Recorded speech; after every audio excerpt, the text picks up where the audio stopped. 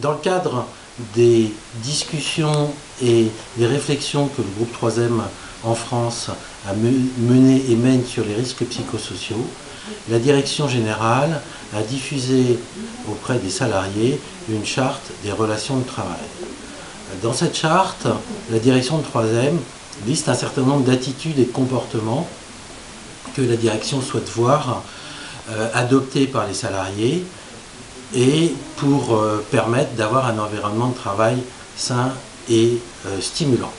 Alors, qu'est-ce que nous, on pense de cette charte sur laquelle on a très peu travaillé, puisque c'est une charte qui vient de la direction générale. On pense qu'elle ne s'attaque pas au vrai sujet, et donc elle a un effet cosmétique, ou un peu de communication pour montrer qu'on fait quelque chose, mais cet aspect-là cache le véritable travail qui reste à faire, et c'est un travail qui doit être fait avec les partenaires sociaux pour travailler et repenser peut-être l'organisation du travail, la façon dont les salariés sont ensemble et la façon dont ils produisent.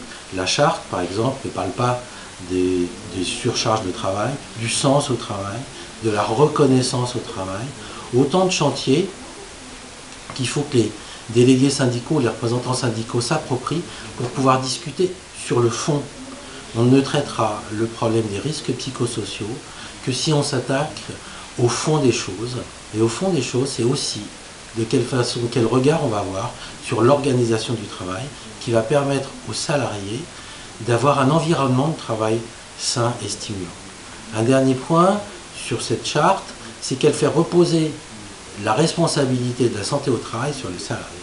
Et ça, c'est pas ce que dit la loi. La loi, elle dit que c'est à l'employeur d'être le responsable de la santé de ses salariés au travail, de façon à ce qu'ils ne se blessent pas, de façon à ce qu'ils ne dépriment pas, de façon à ce que le travail ne les rende pas malades. Donc, il faut vraiment regarder au fond des choses et s'attaquer aussi avec un regard neuf sur la façon de faire évoluer l'organisation du travail.